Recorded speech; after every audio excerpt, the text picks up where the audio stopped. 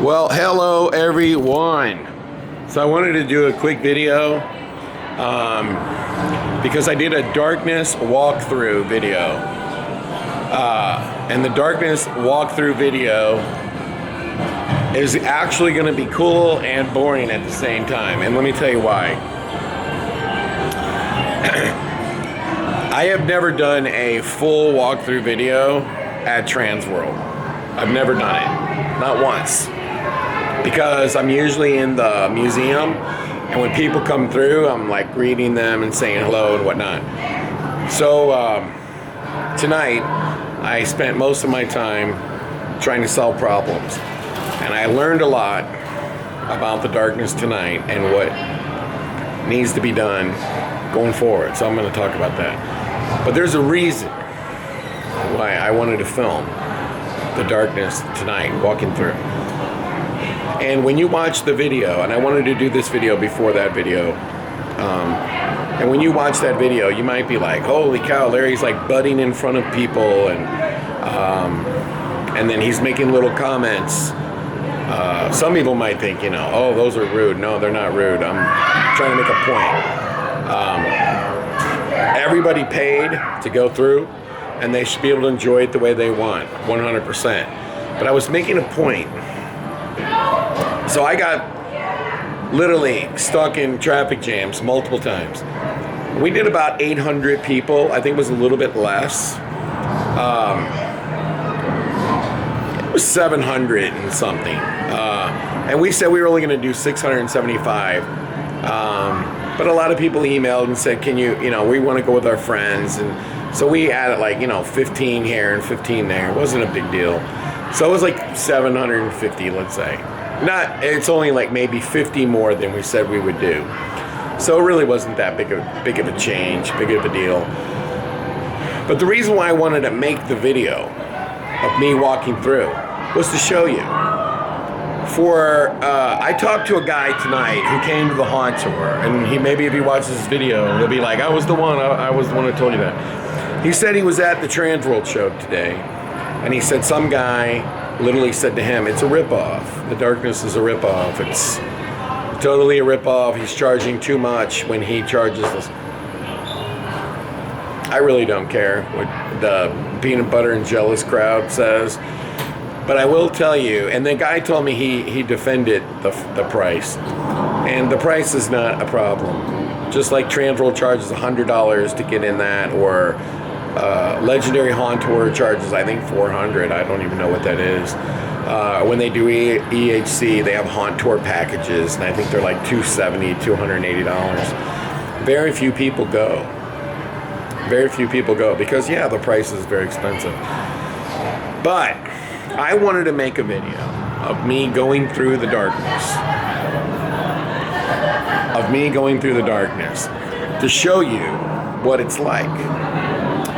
And when you watch this video, which I'm going to upload, you're going to see I'm literally standing still for multiple minutes. And I'm stuck multiple times where it's not even moving. I can tell you, when we opened for My Bloody Valentine, we did about 1,400 people, so about double the amount of people who came through Transworld. And we were open for the exact same amount of hours. It was 3, basically. 3.5. And those people were all through it, no problem. Okay, no problem. We got them all through in the 3.5 hours. But for the Transworld crowd, we were only putting in 6 people. 6! Every minute. You can't go any slower than that. Anybody who goes slower than that, is a fool, because you have no capacity whatsoever. But we were putting in 6 people per minute. And do you know what else we did? I think on maybe 4 or 5 occasions, I stopped letting people in for 3 to 5 minutes. Meaning, don't put anyone else in for 3 to 5 minutes to try to clear it out. But here's what happened. I'm walking through the haunted house, and I'm just like, this isn't moving. and I need to get to the end because my battery was going to die. So I wanted to do a proper wrap up on the video, and I'm not doing any video editing. I don't do any video editing on most of the videos. Some of them I do. Our Transworld wrap up will be edited, but not the video where I'm just walking through the haunted house. It's completely raw, where you get to see exactly what happens. So anyway, let me explain this. So I just go ahead and start cutting past people because I want to get to the end. The battery was literally going to die right when I walked into the museum area.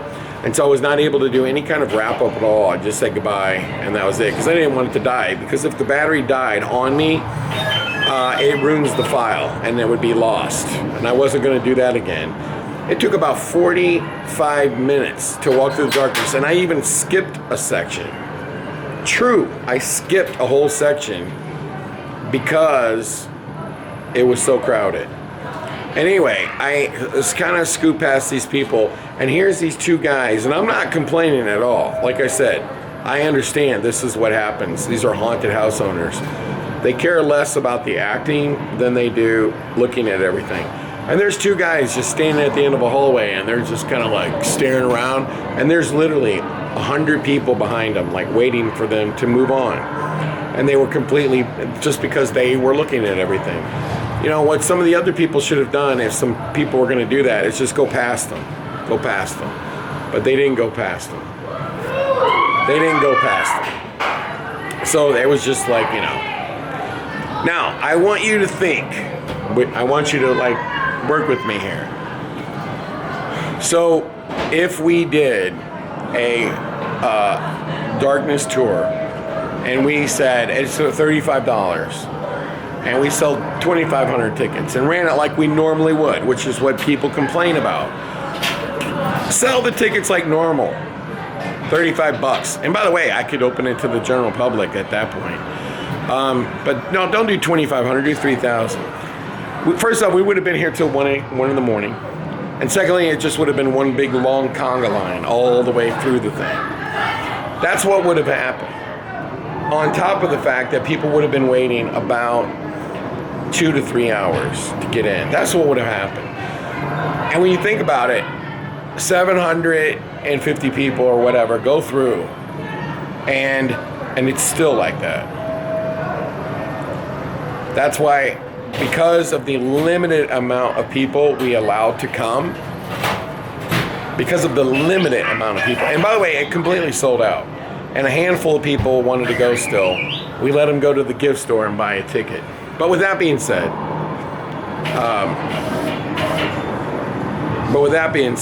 what happened was they got so backed up. Now I want you to imagine,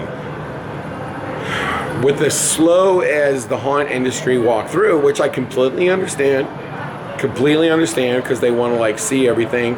For example, I would say the big hit was the new two-headed Frankenstein Unit 70 animation that we had in there. That was the traffic jam problem. Everybody wanted to stay there. They wanted to get their phone out. They wanted to videotape that thing, and they wanted to watch that. So that was a huge choke point because everybody liked that animation. And so they literally just stopped and stared at it. That was a problem. And we have multiples of that where people literally stopped to videotape something or take a picture of something. When you open to the regular public, people don't do that. They're running around and, you know, getting scared and running out. The other thing that I noticed too was it was really hard for the actors to scare anybody because you literally had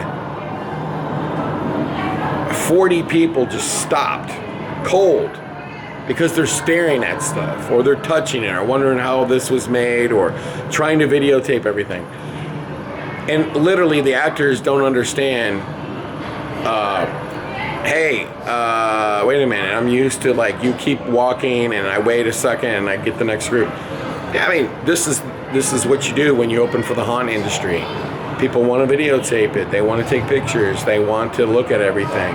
And that's exactly what I know from doing haunt tours. And I'm guessing this is like the 14th or 15th one we've done. We have done, 1 year we didn't do it, 2 years we didn't do any haunt tour. And then 2 years we only did a behind the scenes tour and that was it. So when we're talking about running it with actors, I guess we've done it about 10 times, okay? 10 times with actors. The more detailed that the darkness gets, and the more big animations and everything else, the slower people go. This is the most big animations, you know, it's the best version of the darkness ever. People went slow. They went really slow. So imagine you do 750 people at, let's say, an average price $62 or something like that. And let's just imagine if I said anyone could come and I lowered the price to $35. You would have never gotten through it, like ever. People would have been pissed. They would have been screaming, telling people to move and walk. And you can't mix these haunt owners with regular customers in your town, because they would be very infuriated that they're not moving. But this is the reality. This is the reality. So I am going to upload this video to this channel, and you're going to see that I literally exhausted the battery. Usually that is around 44 or 45 minutes, and I couldn't get through it. Now there was a couple times where I stopped, and what I tried to do was let a bunch of people go past me, so I could just, you know, get in behind them. It doesn't matter where I went or if I let people go past me or anything. The same thing kept happening everywhere I went. Now, with that being said, there's a few things that I learned about the haunt tonight. We had a fog problem. We need to add another dedicated circuit to the second floor to get fog in the second half. And the new section really needs fog. We plugged in fog machines. We knew this. But every regular fog machine kept blowing the circuits. So we had to put in a smaller one. And it did end up getting the job done, but I would say 25% people didn't experience it with fog, and I think it's better with fog. And then it's because it's a smaller fog machine, it kept running out of fog. So we're gonna have to get a dedicated circuit to get a fog machine in the new section. That's number one. Number two, we're gonna need another fog machine on the second floor, which requires a dedicated circuit. So I'm gonna have to get electricians back out here to fix that. Now, you may not believe this, but the day of the show, today, we had electricians out and they added some other dedicated circuits. They fixed some electric, and then they added a little bit more overhead lighting to the darkness, and then they added some stuff to the alien escape, but didn't think to add some dedicated circuits for fog machines. We're gonna have to do that. Alex Argent, this is the first time I've seen it. He did a bunch of lightning effects and lighting, where he programmed the lighting in some scenes. I thought that was amazing. It really was cool, and I think people were really enjoying that. He's going to stay here for another week, and he's going to continue to work on it. More scenes, adding those kind of effects. I will tell you, that's a huge difference. It's a huge difference. Like something as simple as programming lighting. Wow, what a difference. It's time consuming because he worked on it for a long time, but it was rewarding. So the secret bar's got to get done, and I think it'll take us, it's going to get painted probably Monday and Tuesday, and then we can start wiring it up, and then we'll get it all done, and I'll do a video on that. I'll do a whole video on it being completed and finished. And I make that promise to you, so we didn't get to do that. I will also make a video. I'm gonna make a video, a behind the scenes video of the darkness with Alex Argent of just the lighting effects, and we'll talk about the lighting, and we'll do that because that really, really worked. And then we're gonna make a video on the alien being completed. And then I bumped into an old pal who did a lot of photography for the darkness, and we invited him to come back out in a few weeks, and we're going to do a photo shoot. Now, I want to tell you, when you're trying to get all your video and all of your content created, it's better to do it the minute you finish your haunt. So we're going to get actors in here, we're going to do a photo shoot. And we might do a video with them and feature their company on the photography side and talk to them a little bit. So that's going to happen here in the next 2 or 3 weeks as well. So there's a lot of stuff that's still going to get done here at the Darkness and St. Louis Escape. I'm thinking it's going to take a couple more weeks. Alien, dedicated circuits for fog machines, repairing fog, and another thing that we learned is the switches that turn on the haunt is exactly in the same place. It was the same circuits, everything. There are 4 switches. The actor kept bumping into them and turning on the overhead lights. So we're gonna have to put a cover on that. So that was the other thing we learned tonight. So when you operate this early, this is one of the benefits of a haunt tour, because you put all this effort into trying to get it up and running and open. It allows you to kind of see the things you need to work on. Unfortunately for the haunt industry, but you learn it from operating, doing, and then fixing. So when we open for our halfway to Halloween event, hopefully everything will be perfect. And we might do another walkthrough, complete walkthrough of the Darkness. But when you see the walkthrough of the Darkness, I want you to remember, like, I'm making comments, I'm trying to keep them low, and I'm saying, here's another example. That's basically what and I'm not trying to, like, be real loud, so maybe you might not hear me, but I'm literally trying to say, see, this is the problem you run into, okay? This is why you can't blow open the Darkness for Transworld. You might be able to do that for MHC, you might be able to do that for EHC, because it's a tremendously less amount of people coming. Transworld gets the most people, and because of that, if we lowered the price to allow anyone to buy it, it could be complete, like one of the busiest nights you would have in October. That's what I think would happen. So somebody asked me tonight, am I going to do any more haunt tours? And by the way, look at this game right here. I just got this game, Metallica Reloaded. And I mean, look at the artwork on this thing. It's absolutely sick. It's got foil in it and everything. It's totally crazy.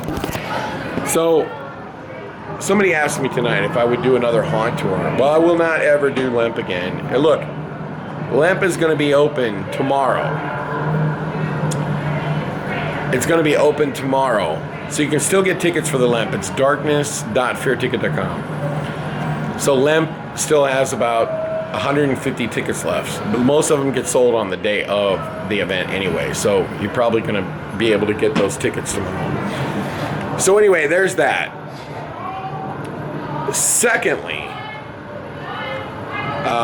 we'll run the Lemp tomorrow, and then the whole tour will be over. Now I'm going to try to do a complete walkthrough of the Lemp as well tomorrow. A lot less people. I'm thinking it would probably be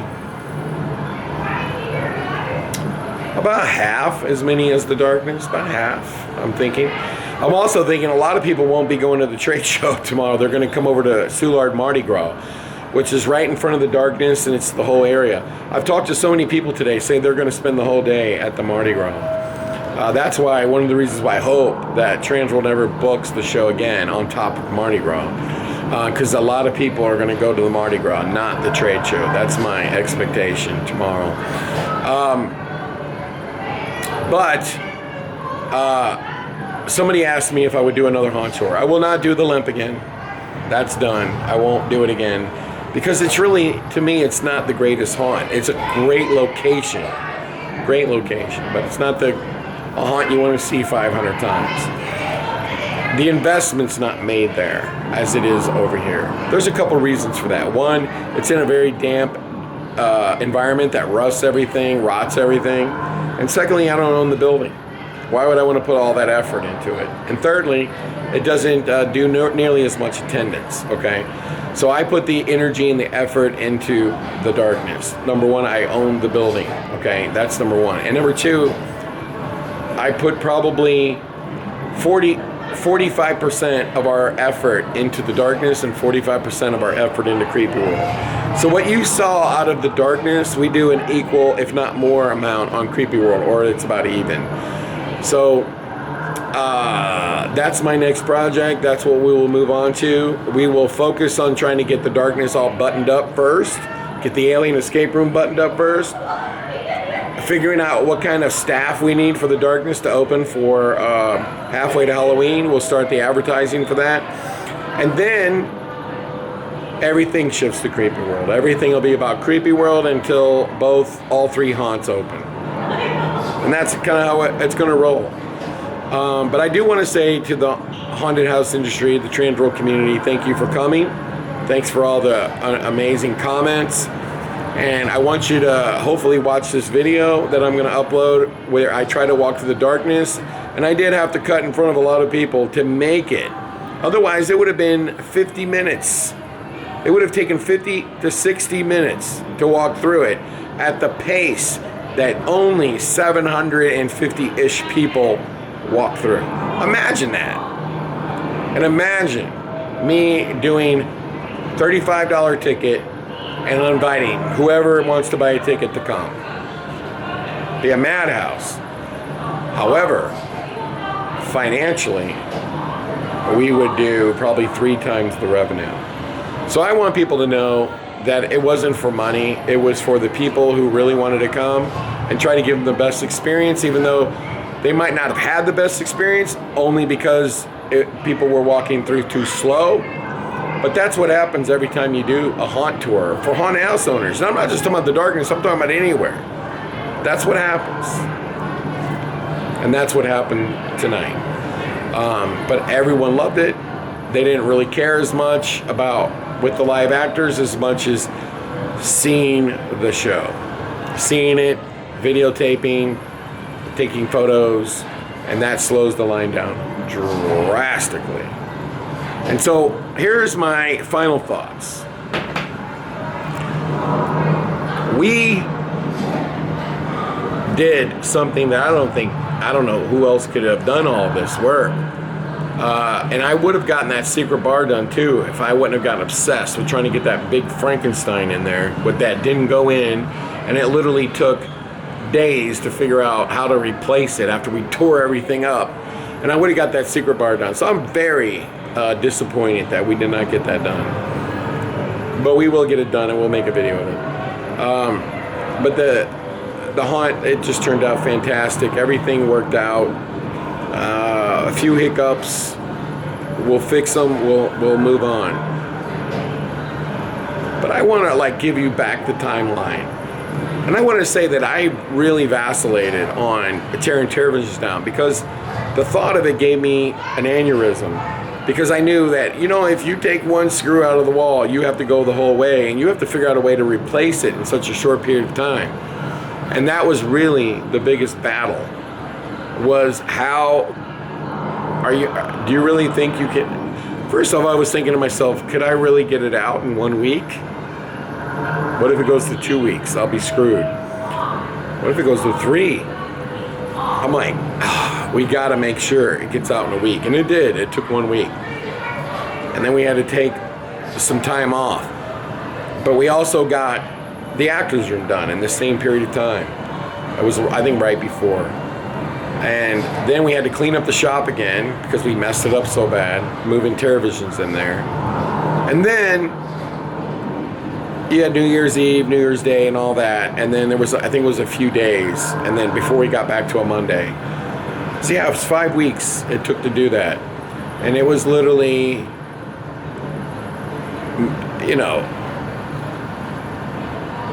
pulling every string and pushing every button to make sure that it could get done on time. And we did get it done on time. And it took a lot of people that was really dedicated. So I really appreciate all the hard work that everybody put in on it. And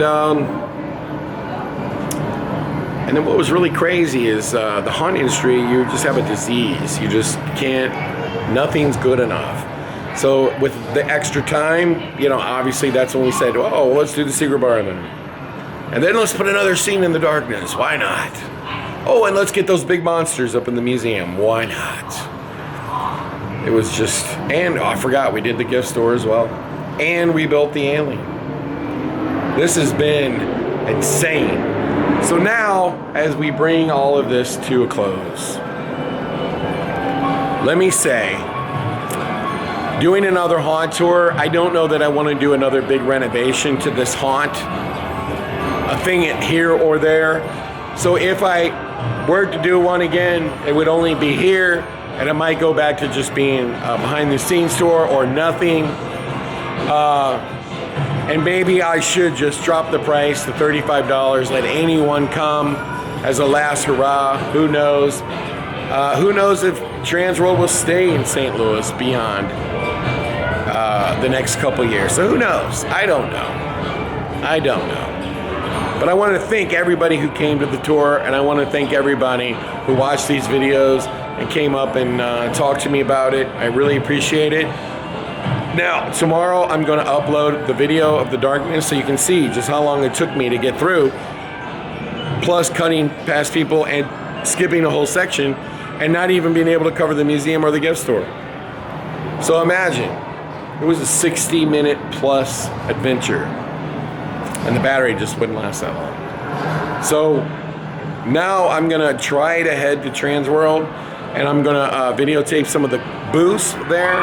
And we'll try to make some videos there, and we'll upload them to the channel, stagger them out over the next couple weeks as we take a break from all of this chaos, and then we'll see you again very soon. And some haunts invited me out to make a video of their haunt.